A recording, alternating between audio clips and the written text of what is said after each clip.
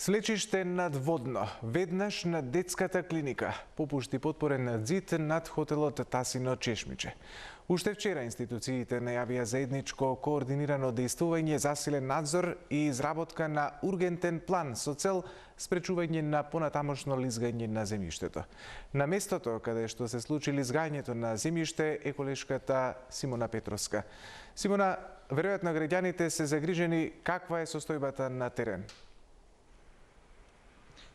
Да, Александар, се наоѓаме во двор на улицата Партинија Зографски, а ова под мене е свлечиштето за кое што алармира и граѓаните, но и надлежните, а проблемот вчера го ставија намас во Центарот за управување со кризи заедно со останатите надлежни институции.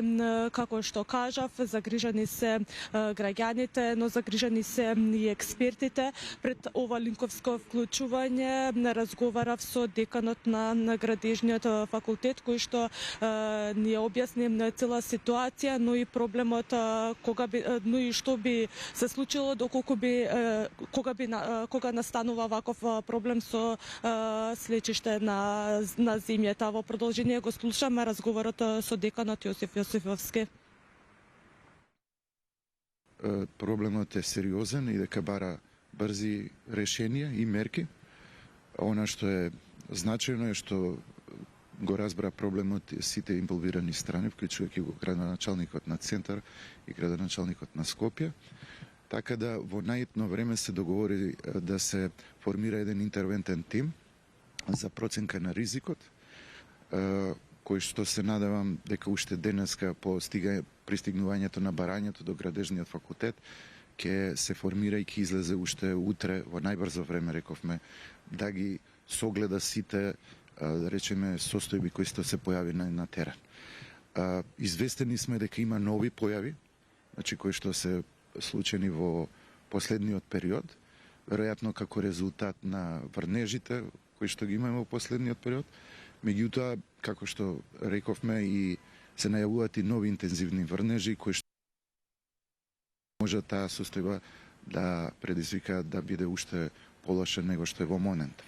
Така да во овој момент не би можел да дадам конкретни детали околу состојбата, меѓутоа многу набрзо ќе излеземе, како што кажав, на терен и ќе имаме одредени согледувања. Идејата е да предложиме мерки со кои што ќе се ублажи состојбата, а потоа да предложиме и своевидно техничко решение за санирање на тоа слекување со изведба на некакви подпорни зидови, конструкции, елементи, анкерни конструкции и така натаму. Така, како што и претходно кажав, граѓаните се загрижени за нивната безбедност, но и нивните имоти. Поразговарав со дел од нив, па во продолжение да ги погледнеме, односно да ги слушнеме. Па и пред случувањата и секогаш ги имаме на ум дека ние сме тука на оваа ивица и да не дојде до некое лизгање и така натаму. Порано имаше таму некои проблеми со хотелот, како се вика, Тасино Чешмиче. Он имаше ископје некој, па горната куќа што е дозгора направи еден бетонски зид за потпора. Макар што и Тасино Чешмиче направи едно мало некој дел од тој зид. И сега тие таму се горе-доле безбедни, па не зачуди оваа пукотина што е, ја гледав на телевизија, улицата е пукната, асфалтот е пукнат негде, ама не знам кај е тоа.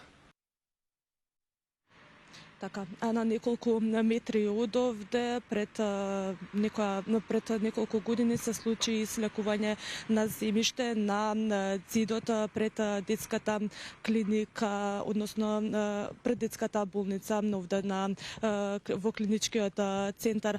Александар, уште еднаш да кажам, ние се наоѓаме во двор, односно пред имот, приватен имот, а овде под мене се наоѓа слечиштето за кое што алармира граѓаните и стравува за нивната безбедност.